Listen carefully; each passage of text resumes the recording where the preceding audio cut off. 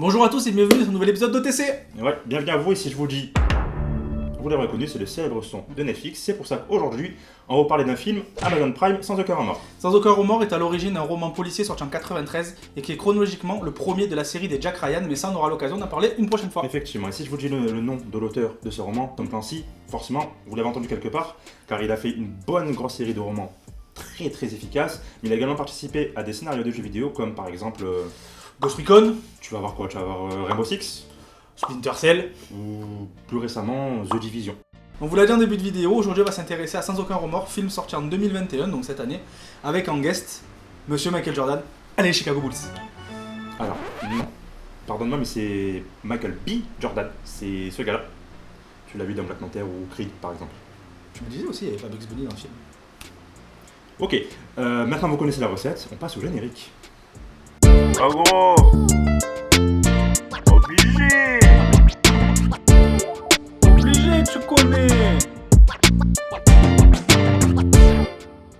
John Kelly est un imbécile en mission avec son commando en Syrie. Il s'introduit à Alep, ce qui n'a pas l'air de déranger les poules.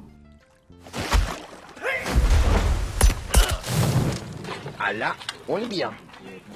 Et se rend au point de rendez-vous où des soldats ainsi que Robert Ritter, agent de la CIA, qui a demandé l'appui des phoques, les attendent. Et la mission est très simple. Récupérer un agent de la CIA capturé par les soldats syriens. Mais, vous l'aurez compris, pour que le scénario avance, il faut que leur mission soit bien plus compliquée que prévu.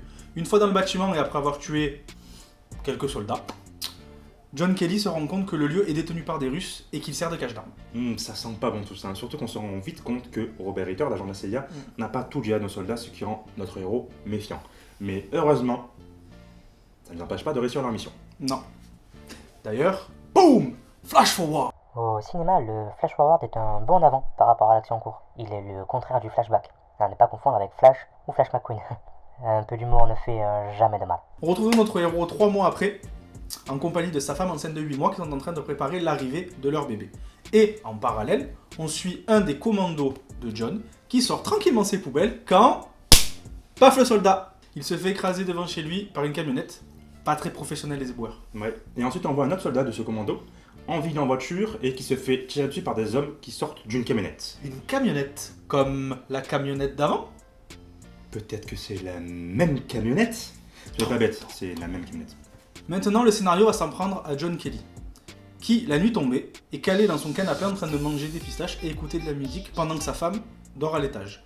Au même moment, des hommes en noir, non pas eux, mais eux, entrent dans la maison après avoir coupé le courant. Ouais, et John s'en rend compte et monte au rez-de-chaussée, arme à la main.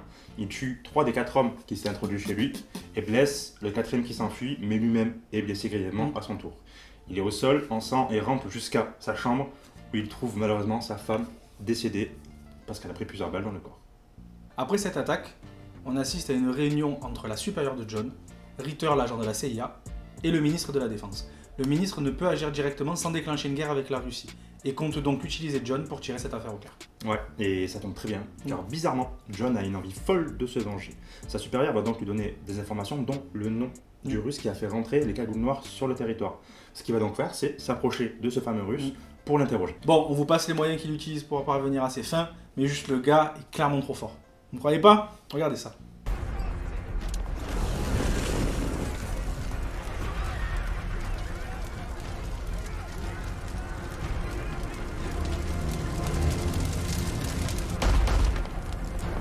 Ne dites pas que le gars est pas chaud.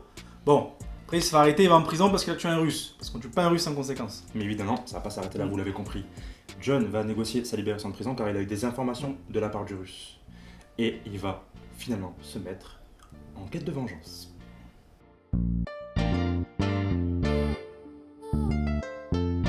Bon, vous l'aurez bien vu, le jeu des acteurs en tout cas est vraiment ultra quali, que ce soit Michael B. Jordan, qui joue vraiment hyper bien, sa chef qui franchement est au top du top, c'est vraiment nickel. Un très bon film d'action. Si vous aimez les conflits géopolitiques et les films d'action, un peu espionnage et compagnie, vous êtes vraiment au bon endroit. Ouais, là vous êtes servi. Et puis bon, c'est pas comme si papa Tom Clancy n'était pas du tout habitué à la chose, puisqu'entre ses romans et notamment les jeux vidéo, parce que personnellement c'est comme ça que je l'ai connu, avec les Rainbow Six Vegas, qui étaient Ouais. vraiment phénoménaux. Et puis plus tard avec Ghost Recon Future Soldier, qui est le premier Ghost Recon que j'ai fait, et les derniers Wildland et Breakpoint, qui sont pour le coup ultra quali et des très bons jeux coopératifs si jamais Ouais, vous avez là, l'occasion c'est avec pour des le potes. côté vraiment jeu vidéo. Ouais. Après, c'est même délire, c'est lui qui fait les scénarios du film, du coup. Il a fait des romans, bon, des vieux films, etc. Il y a une série qu'on regardera, mais ça, on n'en dit pas plus. Ouais. On l'a vite mentionné au début. Le film est très bien. Moi, j'ai adoré. Les jeux sont vraiment bien. Les chorégraphies, les combats, Ouais. je trouve ça réaliste. Vraiment, le truc, il est quali. Et surtout, le scénario, il est pépite. Il est vraiment très très bon. Si jamais vous avez aimé la vidéo, vous connaissez la chanson. Petite curiosité, si vous avez déjà vu le film, ce qui peut arriver. Même si le but c'est de vous faire découvrir si vous l'avez déjà vu, dites-nous ce que vous en avez pensé simplement. Nous, on vous l'a déjà dit, on l'a adoré. Vous connaissez, pouce, partagez, la cloche, tout, mettez tout. Mettez Le la totale, Tipeee, tout. On attend les versements d'ailleurs. le Discord, le Lidl, tout. Tout, les codes promo, tout, la totale. On vous laisse là, on vous dit à la prochaine. En attendant, il y a les vidéos de la chaîne. La prochaine fois, ce sera un OTC dans 2 semaines. Et Ça sera très certainement la deuxième partie de l'unboxing Pokémon du coup. oui, j'étais parti sur une Corée. Hey. Donde está la mañana, tout ça. Bisous. Bonjour, bienvenue et bonjour. Bien jour, bien jour à vous. Bonjour. Tu m'as interrompu par contre, s'il te plaît, c'est chiant. Désolé. Je prends une habitude. Ouais, vraiment. Pas tu- bonne, quoi. Ouais, voilà. On vous l'a dit en En début fait, à de... chaque fois, je l'interromps. Johnny Kelly. Johnny Sins, c'est Johnny.